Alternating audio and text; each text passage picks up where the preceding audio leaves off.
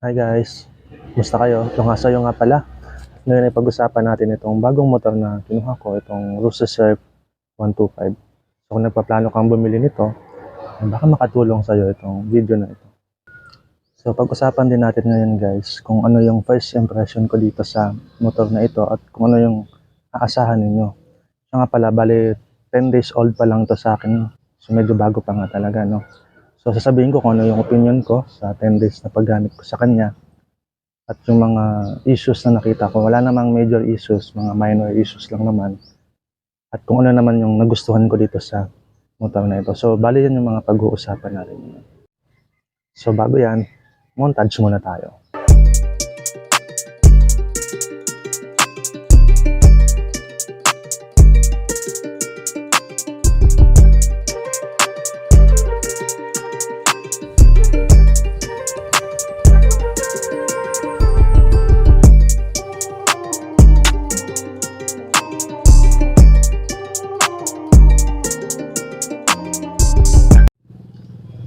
So, sa 10 days na paggamit ko dito sa motor na ito, Rusa Surf 125, bali sabon nga pala ang tawag ko na sa kanya. Yung tinawag ko siyang, pinangalanan ko siyang sabon. Sa 10 days na paggamit ko sa kanya is okay naman. Wala namang problema. And goods na goods para sa akin itong sabon. Konting background ka pala. Ang gamit kong motor bago to si sabon is Wave CX-110. So, kung ano yung feeling paggamit dun sa Wave, saka dito pares na pares lang. Hindi ako nahirapan sa transition sa motor na ito. Meron din kaming Aerox 155B1 pero bihira ko lang din magamit kasi yung bayaw ko yung gumagamit. And siyempre sa expectation, sa performance ng motor na ito, hindi ka din makapag-expect ng katulad ng kay Aerox, no? So, ang katulad niya sa performance talaga is yung Wave. Kung nakagamit ka na ng Wave, o yan ang motor mo ngayon, halos pares na pares sila. Siguro ang medyo nanibago lang ako dito is yung seating height niya. Medyo mataas talaga yung upuan. Ako guys, 5'9" ako guys pero medyo nakatingkayad ako sa kanya. Medyo mataas talaga siya, mas mataas pa nga sa Aerox. So kung medyo maliit ang height mo, baka kailangan mo itong i-consider. So pagdating mo doon sa Rusi siguro, kung titingin ka nito, testingin mo muna yung seating height niya.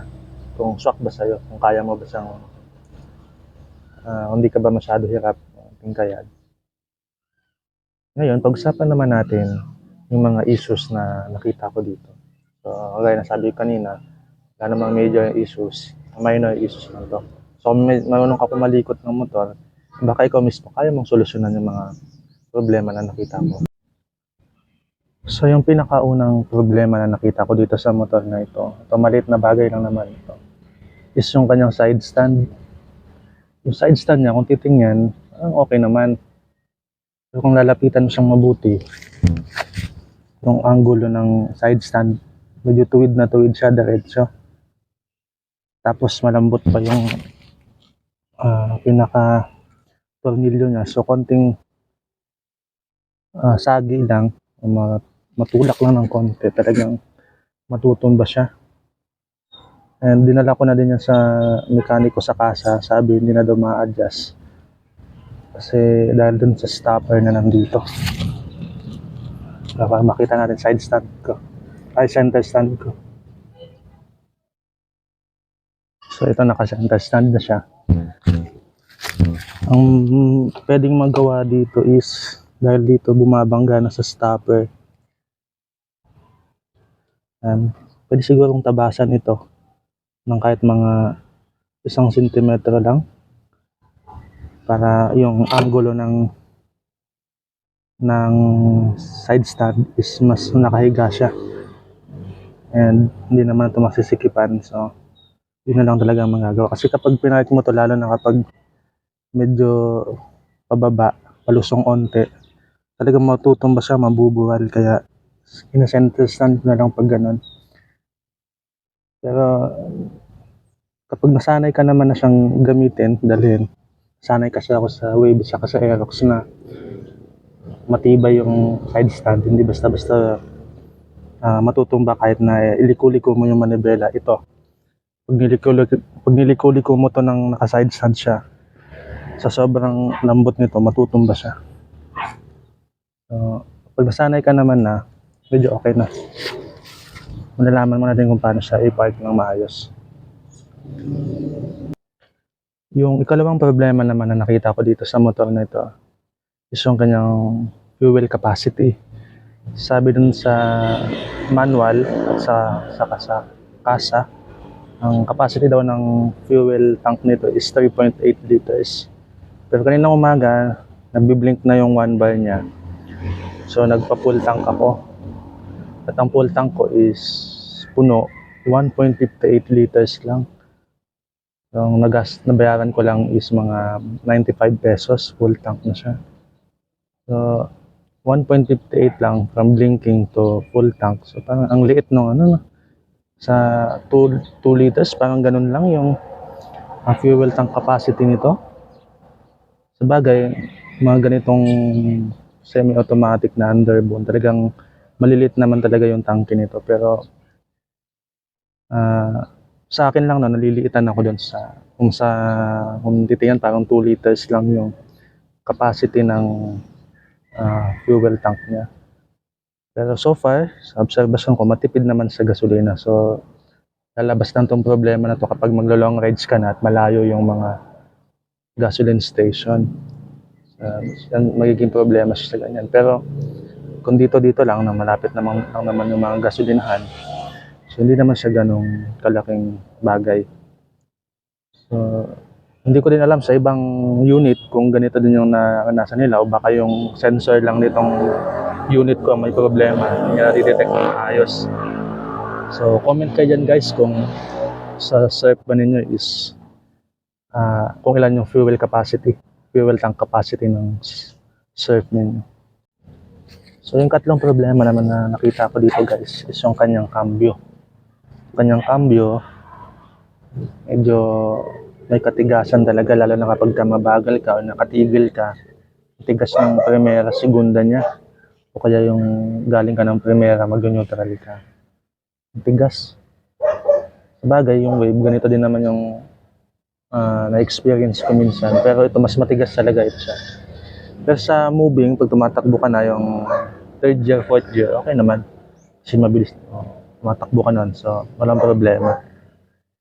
So yung primera, segunda lang, may katigasan. Experience ko din minsan na pagtakbo ko, primera, medyo mabagal pa yun. Hindi ko makagat yung hindi ko masigunda kasi parang bumabangga siya, napipigilan. Pero pagka bilis ko ng konti yung takbo, yun, pumasok na yung segunda. So, 2 beses na nangyari sa akin yun, within this 10 days.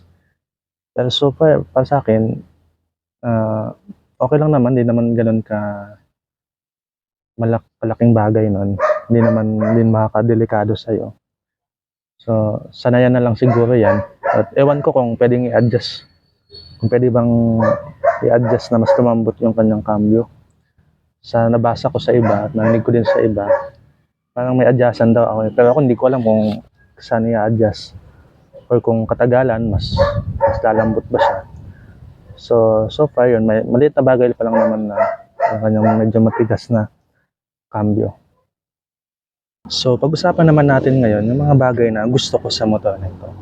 Una dyan, syempre, yung kanyang presyo. So, mura lang talaga itong motor na ito, no?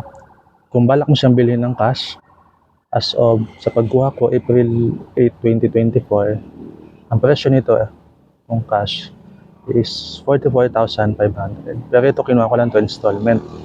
Kung mag-i-installment ka, ang down niya is 2,000. And ang monthly for 3 years is 1,855. So may rebate pa yun na 300 kung up to date ka. So ang monthly na lang is 1,555. So magaan lang talaga siya, no? Hindi siya mabigat sa bulsa. At saka hindi rin siya mahirap kunin. Kasi alam naman natin yung Rossi, no, sabot-sabot lang. So wala masyadong cheche-breche. Mapagpunta mo doon, may pang-down ka. And proseso mo, pwede mo na agad makuha yung unit. Kalawa sa nagustuhan ko dito is yung kanyang forma. Kagaya na makikita nyo guys, no, naka-mags na yan. No? Forma niyan, naka-mags. Tapos yung harapan is naka-disc brake. Mas maganda talaga siya, mas responsive yung braking niya, yung preno niya. Kung kukumpara natin dun kay Wave, si Wave is naka-parehas brake drum yun. So medyo mahina rin talaga yung yung preno nun. Medyo alanganin kapag yung biglaan, kailangan mo ng biglaang preno. Pero ito napaka-responsive ng preno nito. Saka napaka-digital na rin yung panel niya.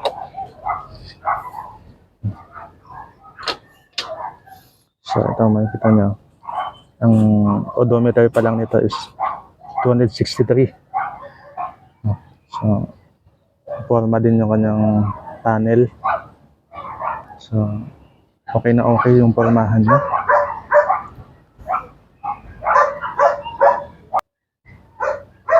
Pagdating din dito sa harap, naka-LED yung mga ilaw niya sa harap, yung kanyang parking lights, saka yung mga signal lights, yung mga LED yung mga ilaw.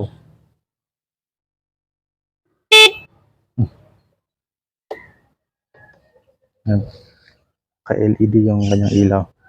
Bagamat yung headlight niya is halogen, pero okay pa rin naman. So astig nga yun. Gusto ko yung kidlat na park lights. So sa pormahan, goods na yan para sa akin. Mas maporma yan kumpara sa Wave na gamit ko na medyo luma na. So hanggang dito na lang muna tayo guys, at maraming salamat sa panonood nyo. Ito nga pala yung pinakaunang video ko sa YouTube, no? Nagsimula pa lang ako, so talaga mapapahalagahan ko yung suporta na magagawa niyo. So huwag nyo kalimutang i-like and comment na rin kayo kung meron kayong tanong, and subscribe na din kayo para sa mga ilalabas pa nating mga video sa susunod. Bale, sa mga susunod na videos, bukan natin to sa road test, no, sa Sabon. Pagkadating nung in-order ko na pang motovlogging, subukan natin to sa mga rough road, mga paahon, palusong. Titingnan din natin yung mga gas consumption, top speed. Yan yung mga sunod nating mga videos na gagawin dito. So, yun lang guys, no? Maraming salamat and peace out.